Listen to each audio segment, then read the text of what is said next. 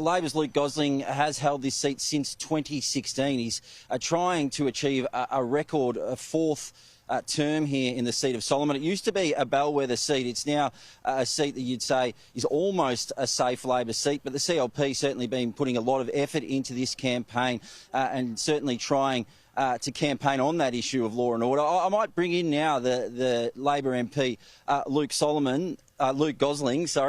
Luke, beautiful dry season day. You've just cast your vote.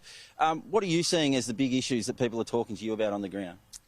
Well, as you mentioned, people want to feel safe, and that's what we're absolutely committed to in federal Labor, is working with Leah Finocchiaro's government on, well, we're already giving hundreds of millions of dollars for extra police, but it's also the jobs and the pathways and the youth engagement hubs and the schools and the education programs that'll see young people in particular go in the right way. So that's what we're committed to doing. But cost of living, a lot of people obviously struggling with that a little bit, but also appreciative that this financial year they've got big tax cuts coming, they've got energy bill relief, but just cheaper childcare and cheaper medicines and things like that. It all adds up to mean that life is that little bit easier. But everyone's happy, dry season's coming. And tourism, I mean, I'll just say to your listeners, come up to the Territory. It's beautiful this time of year. It's beautiful all year, but this time of year is particularly spectacular. So, but, you know, through mining, we've got so much ahead of us here in the Territory. But what it needs is federal funding commitments that mean that we can grow industry and grow jobs. We're obviously proud. We've grown jobs throughout the Australian throughout Australia, and our economy is doing well as a result. We've got inflation down. Those interest rate cuts that have been predicted by some, as they hit and mortgage holders are given that little bit more of a relief, I think better days are ahead. Yeah, you're right about that weather. I've almost managed to wear a jacket and tie and not break into a full sweat. That's impressive.